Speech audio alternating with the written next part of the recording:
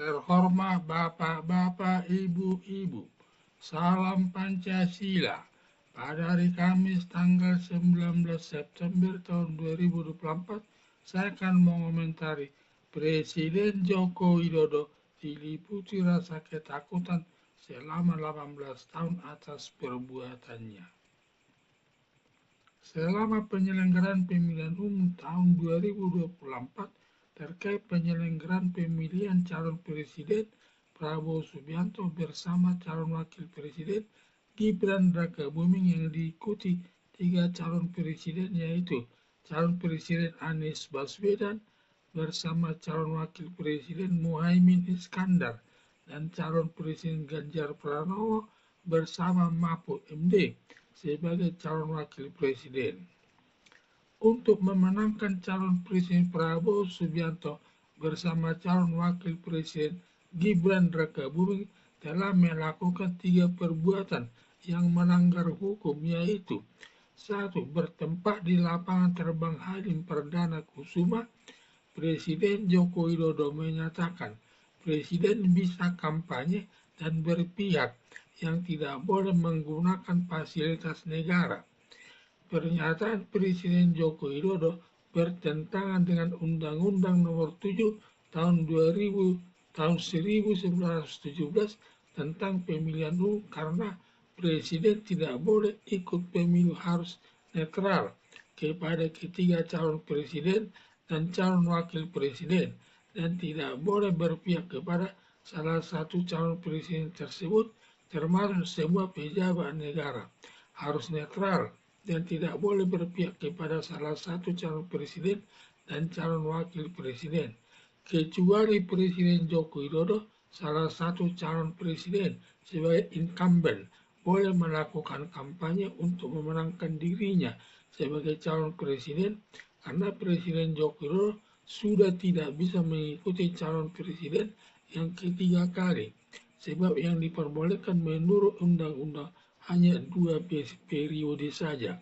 sedangkan Presiden Joko Widodo sudah menjabat presiden selama 2 periode tahun 2014 dan tahun 2019. 2. Presiden Joko Widodo telah mengadakan bantuan sosial berupa beras dengan jumlah yang banyak mencapai 450 triliun yang dibagi-bagi Presiden Joko Widodo di depan Istana Negara kepada masyarakat pendukung calon Presiden Prabowo Subianto bersama calon wakil presiden Gibran Rakabuming. Demikian juga Airlangga Hartarto selaku Menteri Koordinator Keuangan membagi-bagi sembako kepada masyarakat di salah satu daerah Nusa Tenggara Barat. Juga Zulkifli Hasan selaku Menteri Perdagangan ikut membagi-bagi bansos berupa beras kepada masyarakat di salah satu daerah di Jawa Tengah. Pengadaan bansos berupa beras senilai kurang lebih 450 triliun dibagi-bagi kepada masyarakat pendukung calon presiden Prabowo Subianto bersama calon wakil presiden Gibran Rakabuming, sedangkan calon presiden Anies Baswedan bersama calon wakil presiden Muhaimin Iskandar dan calon presiden Ganjar Pranowo bersama calon wakil presiden Mahfud MD tidak ikut dibagi-bagi beras kepada masyarakat pendukung kedua calon presiden dan calon wakil presiden tersebut. Berakibat perbuatan pengadaan beras senilai 450 triliun masuk perbuatan korupsi yang merugikan keuangan negara, melanggar pasal 2 Undang-Undang Nomor 19 Tahun 2019 tentang pemberantasan tindak pidana korupsi. Ancaman hukumannya berupa hukuman mati, hukuman seumur hidup, hukuman badan maksimal 20 tahun. Sedangkan mengenai berat dan ringannya, hukumannya tergantung pertimbangan hakim. Bila pertimbangan hakim banyak alasan yang memberatkan, maka hakim dapat menjatuhkan hukumannya seumur hidup.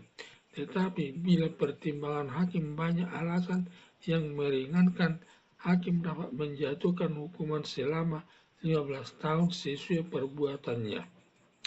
Sebenarnya, Bila pengadaan beras senilai 450 triliun dibagi kepada masyarakat pendukung atas ketiga calon presiden secara merata, tidak masuk perbuatan korupsi yang merugikan keuangan negara.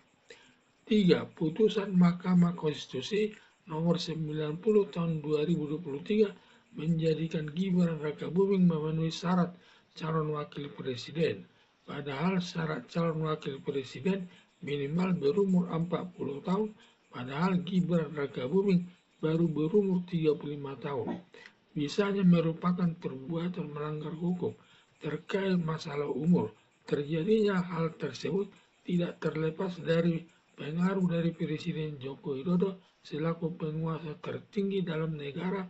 Tidak ada yang berani menyatakan putusan Mahkamah Konstitusi nomor 90 tahun 2023 bertentangan dengan aturan hukum yang berlaku. Sebab semua aparat negara dan aparat penegak hukum, baik polisi, jaksa agung, komisi pemberantasan korupsi, tidak ada yang berani menyatakan melanggar hukum. Karena bila sampai ada aparat penegak hukum bahwa putusan tersebut tidak sah, berakibat aparat penegak hukum tersebut bisa dicopot dari jabatannya. Selama Presiden Joko Widodo masih aktif sebagai pejabat presiden, tidak ada aparat penegak hukum yang berani menyatakan ketiga perbuatan berupa pernyataan presiden, boleh kampanye dan berpihak, perbuatan korupsi atas pengadaan beras senilai 450 triliun dan pelanggaran masalah umur Gibran Rakabuming merupakan perbuatan melanggar hukum.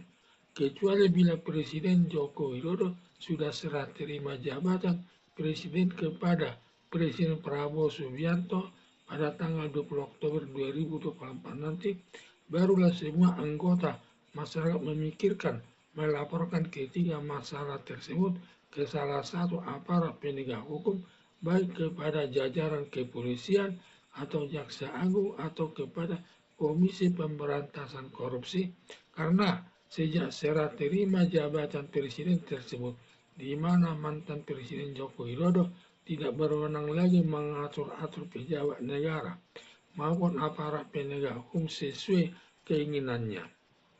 Presiden Joko Widodo selama 18 tahun terhitung tahun 2023 sampai tahun 2041, Presiden Joko Widodo diliputi rasa ketakutan dalam menjalani hidupnya sehari-harinya atas tiga perbuatan tersebut.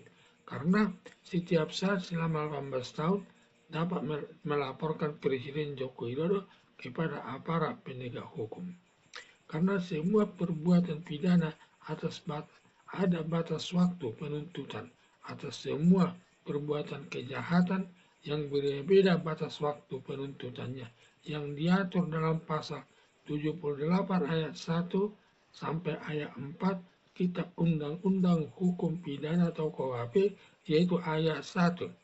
Perbuatan percetakan atau perbuatan ancaman hukumannya selama 3 bulan, batas waktu penahanannya selama 1 tahun. Dan bila sudah lewat 1 tahun, tidak boleh dituntut lagi. Ayat 2. Perbuatan pidana ancaman hukuman di bawah 3 tahun, batas waktu penuntutannya selama 6 tahun. Bila sudah lewat 6 tahun, tidak bisa dituntut lagi. Ayat 3. Perbuatan pidana ancaman hukumannya di atas 3 tahun, batas waktu penuntutannya selama 12 tahun. Lewat batas waktu 12 tahun tidak bisa dituntut lagi. Ayat 4. Perbuatan pidana ancaman hukuman mati atau seumur hidup, batas waktu penuntutan selama 18 tahun. Bila sudah lewat 18 tahun tidak bisa dituntut lagi. Di antara tiga perbuatan yang dilakukan Presiden Joko Widodo, yang terberat ancaman hukumannya adalah perbuatan pengadaan beras senilai 450 triliun, masuk perbuatan korupsi yang merugikan keuangan negara, melanggar pasal 2 Undang-Undang nomor 19 tahun 2019 tentang pemberantasan tindak pidana korupsi ancaman hukumannya pertama hukuman mati atau hukuman seumur hidup. Karena ancaman hukumannya berupa hukuman mati atau seumur hidup, maka batas waktu penuntutannya perkara Presiden Joko Widodo selama 18 tahun. Bila sudah lewat batas 18 tahun, tidak bisa dituntut lagi. Maka Presiden Joko Widodo sudah sama dengan orang lain, bebas bepergian kemana yang dikehendakinya, baik ke luar negeri maupun di dalam negeri. Harapan saya selama 18 tahun Presiden Joko Widodo diduga dalam menjalani kehidupan sehari-hari diliputi rasa takut bila sampai ada anggota masyarakat melaporkan perbuatan korupsi Presiden Joko Widodo kepada aparat penegak hukum.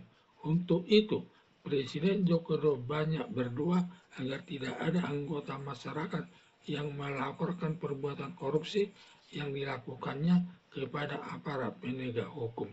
Sekian dan terima kasih.